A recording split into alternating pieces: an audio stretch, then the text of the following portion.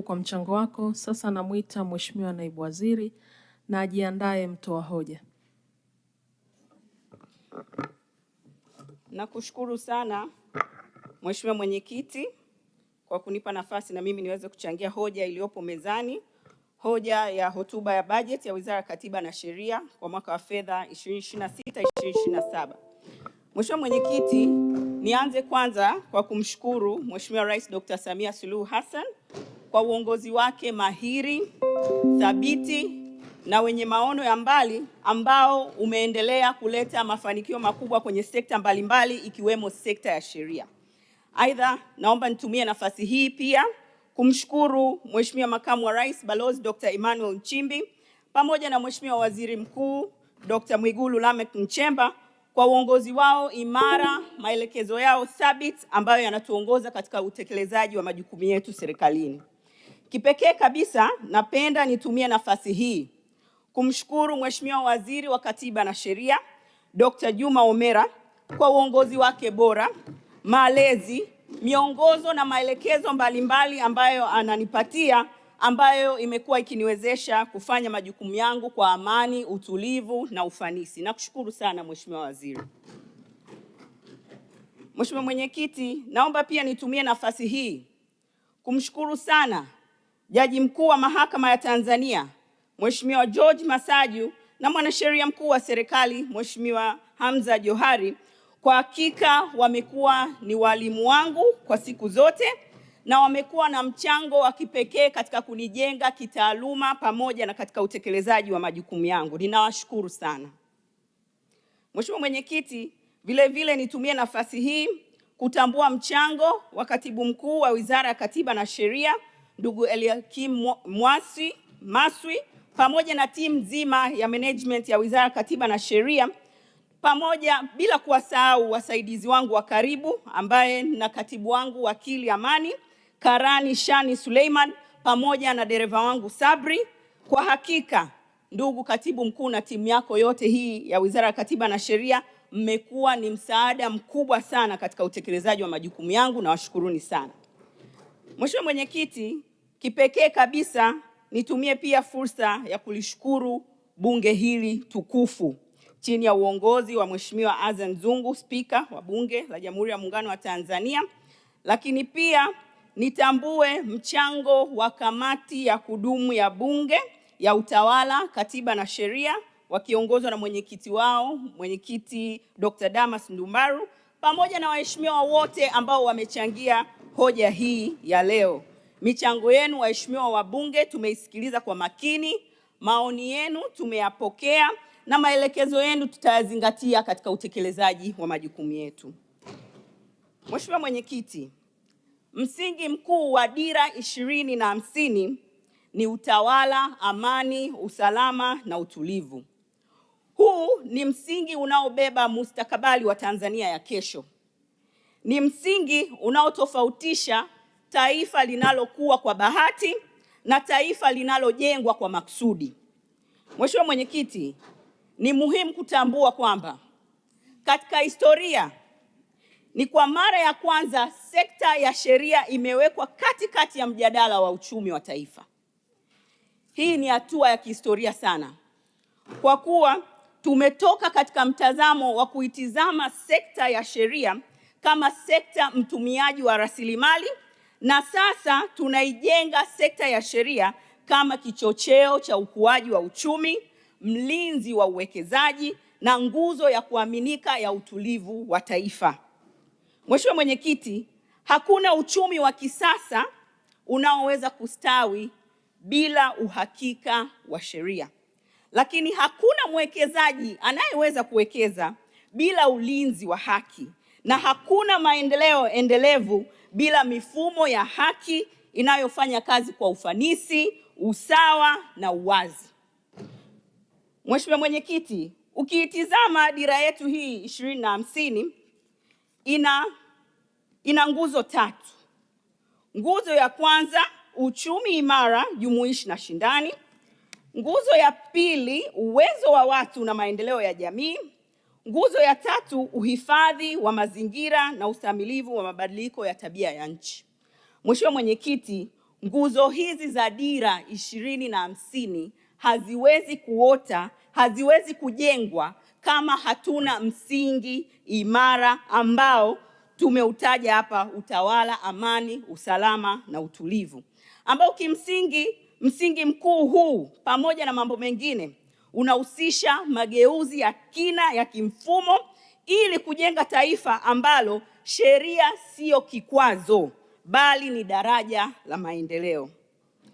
Mheshimiwa Mwenyekiti, waheshimiwa wabunge wamechangia hapa, wamegusia maeneo kadha wa kadha, lakini Mheshimiwa Mwenyekiti, ninaomba nizungumzie baadhi ya maeneo kwa sababu Mheshimiwa Waziri atakuja kuhitimisha, atazungumza na maeneo mengine. Waheshimiwa wabunge wengi wamezungumzia kuhusiana na kazi kubwa inayofanyika katika sekta hii ya sheria, ambayo ni kampeni ya msaada wa kisheria ya Mama Samia, yani Mama Samia Legal Aid Campaign. Na waheshimiwa wabunge wafahamu mkakati huu na kampeni hii ulianzishwa kwa maono ya mwenyewe Mheshimiwa Daktari Samia Suluhu Hassan, akiwa ana nia na lengo la kuhakikisha anaimarisha upatikanaji wa haki kwa Watanzania wote, na hususan wale wenye mahitaji maalum ambao hawawezi kumudu gharama za kuwa na mawakili. Na awamu ya kwanza, kama waheshimiwa wabunge walivyotambua hapa, awamu ya kwanza ya kampeni hii ambayo ilianza mwezi wa 3 mwaka 2023 na kuisha mwezi Februari 2026, ni awamu ambayo ilihusisha wataalam wa sheria, mawakili kuzunguka katika mikoa yote 26 kwenda kuwatafuta wale wenye uhitaji na kutatua migogoro yao ya kisheria.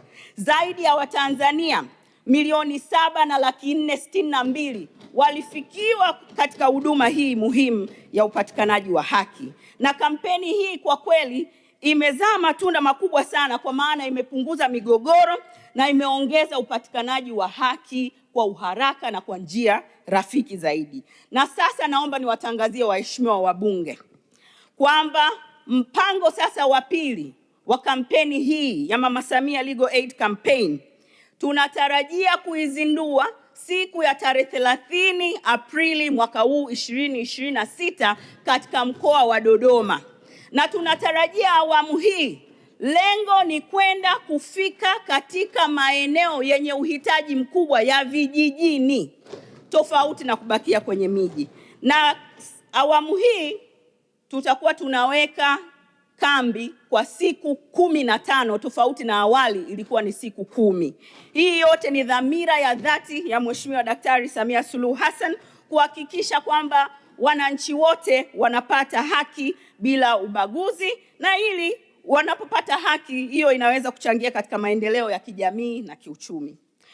Mheshimiwa Mwenyekiti, kuna waheshimiwa wabunge walizungumza kuhusiana na masuala ya mrundikano wa mashauri katika mahakama, lakini kuhusiana na kesi kuwe kuna uharaka wa kesi kusikilizwa. Na kwenye eneo hili Mheshimiwa Mwenyekiti, naomba niseme hivi kwamba serikali ya awamu ya 6 imefanya uwekezaji mkubwa sana katika mhimili huu wa mahakama ili kuhakikisha na kuboresha kwamba upatikanaji wa haki kwa Watanzania wote. Ukisoma ibara ya 107A ya Katiba ya Jamhuri ya Muungano wa Tanzania inazungumza hapa kwamba mamlaka ya mwisho kauli ya mwisho ya utoaji haki katika Jamhuri ya Muungano wa Tanzania itakuwa ni mahakama.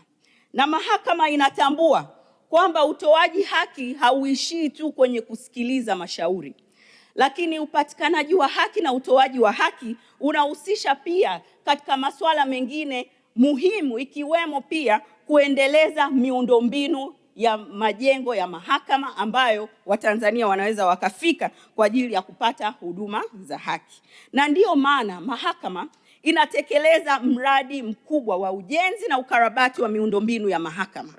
Na huu mradi umeenda uwekezaji wa bilioni 524.9 kwa ajili ya kuhakikisha kwamba Tanzania nzima majengo ya mahakama yanakarabatiwa na kwenye maeneo ambayo hamna majengo, majengo yanajengwa ya kisasa kwa ajili ya kutoa huduma bora kwa Watanzania.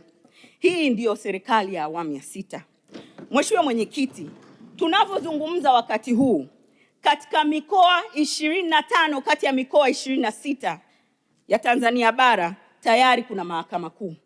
Zipo na zinatoa huduma kwa wananchi. Na katika kipindi hichi cha miaka 5, mahakama kuu 15 zimejengwa katika muundo wa vituo jumuishi vya upatikanaji haki au vituo jumuishi vya mahakama kuu. Hivi vituo ni vituo vya kipekee kabisa ambavyo vinakuwa na ngazi za mahakama, ngazi zote za mahakama kwenye jengo moja. Kwa maana ya jengo la mahakama kuu, yani kunakuwa na jengo la mahakama kuu, mahakama ya hakimu mkazi, lakini kunakuwa na mahakama ya wilaya pamoja na mahakama za mwanzo. Tafsiri yake ni nini? Hii inaleta wepesi kwa Watanzania, kwa wananchi kupata haki yao. Kwa maana ule muda waliokuwa wanatumia, zile gharama walizokuwa wanatumia kutoka katika ngazi moja ya mahakama kwenda kwenye ngazi nyingine ya mahakama, wanakuwa wameiepuka na maisha yao yanakuwa ni rahisi, kwa maana changamoto zao na haki yao inaweza ikapatikana kwa gharama nafuu na kwa urahisi. Hii yote ni kazi kubwa na uwekezaji mkubwa ambao umefanyika katika mhimili huu wa mahakama katika kipindi cha awamu ya 6. Lakini upekee wa hivi vituo pia upo katika kuwa na wadau mbalimbali, na wenyewe wapo katika jengo moja, wadau mbalimbali wa haki. Wadau mbalimbali nao wazungumzia hapa ni jeshi la polisi, na wenyewe wanakuwa wanachumba katika jengo hilo, lakini watu wa ustawi wa jamii na wenyewe wanakuwa na chumba katika jengo hilo, lakini kunakuwa na watu wa huduma msaada wa kisheria, kunakuwa na ofisi ya mwendesha mashtaka wa serikali, kuna hadi chumba cha kunyonyesha watoto cha kina mama, wanaweza wakaenda wakanyonyesha watoto wao. Kwa hiyo unaona, huu ni uwekezaji mkubwa sana unaofanya mapinduzi makubwa ya kuhakikisha kwamba Watanzania wanapata haki na katika mazingira ambayo ni mazuri zaidi. Lakini cha muhimu sio tu upatikanaji wa haki. Hata ukisoma ibara hii ya 107A ibara ndogo ya 2B inasema kwamba pamoja na mambo mengine inaipa mamlaka mahakama kwamba kuto kuchelewesha haki bila sababu ya msingi. Wanasema hivi, justice delayed is justice denied. Ukichelewesha haki ni sawa, justice delayed, ukichelewesha haki ni sawa sawa umeinyima hiyo haki, justice denied. Kwa hiyo ukiangalia muktadha wa Katiba ya Jamhuri ya Muungano wa Tanzania inataka Watanzania wapate haki kwa wakati. Kwa hiyo hoja sio tu upatikanaji wa haki, lakini hiyo haki iwe imepatikana kwa wakati. Kwa hiyo kuwa na mifumo na majengo bora ya namna hii unawezesha upatikanaji wa haki kwa wakati, kama ibara ya 107A ibara ndogo ya 2B inavyotaka iwe. Na ukitizama kuna matokeo ambayo tunayaona, na ndio maana mrundikano wa mashauri umepungua. Kwa sasa tuna mrundikano wa mashauri katika mahakama zetu kwa 4% tu, na hii 4% mahakama tayari inaifanyia kazi kwa ajili ya kuhakikisha kunakuwa hamna mrundikano wa mashauri katika mahakama kabisa, wananchi wapate haki yao kwa wakati. Mheshimiwa Mwenyekiti, lakini pia kwenye upande wa mahakama za wilaya, waheshimiwa wabunge ni mashahidi, kwa maana walipokuwa wanachangia wamegusia kwenye mahakama za wilaya zimejengewa hizi mahakama wilaya 42. Kwa hiyo kwa wakati huu katika wilaya 139 tulizokuwa nazo, wilaya 136 tayari zina majengo ya mahakama, na mahakama ambazo zimebaki na ambazo zipo katika mpango unaofuata wa ujenzi ni pamoja na wilaya Mkalama, Chamwino na Ikungi. Hizi ndio wilaya 3 ambazo zimebakia hazina majengo ya mahakama za wilaya na zitakuja kujengewa. Lakini mahakama za mwanzo kwenye mpango huu zimejengwa mahakama za mwanzo 72. Mheshimiwa Mwenyekiti, natambua waheshimiwa wabunge wana uhitaji bado wa mahakama za mwanzo. Kama tunavyofahamu, tuna kata 3956 na mahakama za mwanzo tulizokuwa nazo kwa wakati huu ni 960. Bado kuna uhitaji wa mahakama za mwanzo katika kata 2996. Naomba niwataarifu waheshimiwa wabunge kwamba mkakati wa mahakama ni kuhakikisha katika mpango wa 3 wa ujenzi na ukarabati wa miundombinu ya mahakama hizi zinaenda kujengwa. Mahakama hizi zinaenda kujengwa kwa ushirikiano kati ya mahakama na Wizara ya TAMISEMI, Ofisi ya Waziri Mkuu, TAMISEMI. Kwa hiyo siku ya tarehe 5 Aprili mwaka 2026, tukiwa kwenye uzinduzi wa jengo la makao makuu ya mahakama Judiciary Square, Mheshimiwa Rais Dr. Samia Suluhu Hassan alitoa maelekezo kwetu. Alisema kwamba Wizara ya TAMISEMI, mahakama pamoja na Wizara ya Katiba na Sheria tushirikiane kwa pamoja ili kuongeza kasi katika ujenzi wa mahakama hizi za mwanzo, tukishirikiana na Wizara ya Fedha. Kwa hiyo naomba niwahakikishie waheshimiwa wabunge kwamba dhamira ile ya serikali ya kuendelea kufanya uwekezaji katika mahakama na katika eneo hili la miundombinu ya mahakama ipo, na tayari kuna hadi wakuu wa mikoa, na naomba niwatambue kwa majina yao. Naomba nimtambue mkuu wa mkoa wa Lindi Zainab Telak, lakini mkuu wa mkoa wa Katavi Mwanamvua Mrindoko, nimtambue mkuu wa mkoa wa Rukwa Charles Makongoro. Hawa wote tayari wameanza utekelezaji kwa kutenga maeneo kwa ajili ya ujenzi wa mahakama za mwanzo. Kwa hiyo mahakama hizi zitajengwa ili kuendelea kuboresha upatikanaji wa haki kwa Watanzania. Lakini uwekezaji huo wa bilioni 524.9 haujaishia kwenye upande wa miundombinu kwa maana ya majengo pekee. Yamefanyika mapinduzi makubwa ya kidijitali kwa maana ya kutengeneza mifumo ya kidijitali kwa ajili ya upatikanaji wa haki, kutumia teknolojia ya TEHAMA kurahisisha na kusogeza huduma za upatikanaji wa haki kwa wananchi. Sasa hivi katika mahakama tuna mfumo eCMS ambapo mwananchi anaweza akaingia kwenye mfumo na akafungua shauri, akafuatilia shauri lake na akapata hadi hukumu kupitia mfumo huo. Haya ni mapinduzi makubwa kabisa. Lakini tuna huduma ya mahakama mtandao ambapo Mtanzania anaweza akaingia kupitia mtandao huu akahudhuria shauri lake. Haya ni mapinduzi makubwa sana. Lakini tunaona kwenye upande huo huo wa mapinduzi kwenye mifumo ya kidijitali, mahakama ina call center, kituo cha huduma kwa wateja ambazo namba zake ni 0800750247. Mtanzania anayehitaji muongozo wa namna gani ya kupata haki zake katika mfumo wa mahakama anaweza akapiga namba hii na akapewa muongozo sahihi wa taratibu za kufuata ili aweze kupata haki yake. Lakini kuna mfumo wa namba ya WhatsApp ambayo kwa kutumia teknolojia ya chatbot, robot hili lina chat na Watanzania, linawaelekeza mambo tofauti tofauti na namna gani ya kupata haki zao na taratibu za kufuata mahakamani ili kupata haki zao. Hii ni kazi kubwa sana ambayo imefanyika katika serikali ya awamu ya 6. Mheshimiwa Mwenyekiti, kwa kumalizia, kwa kuhitimisha, na waomba waheshimiwa wabunge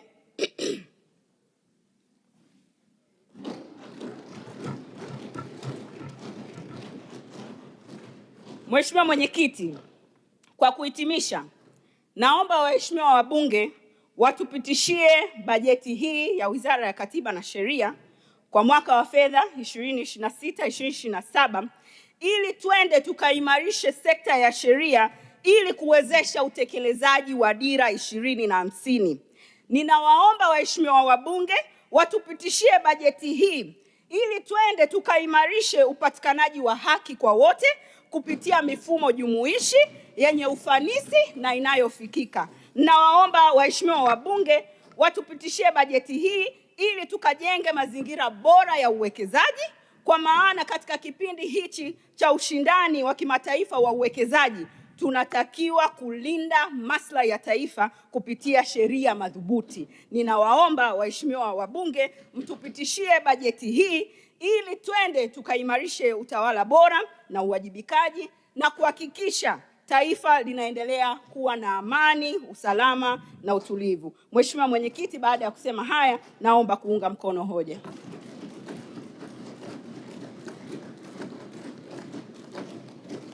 Tunakushukuru Mheshimiwa Naibu Waziri kwa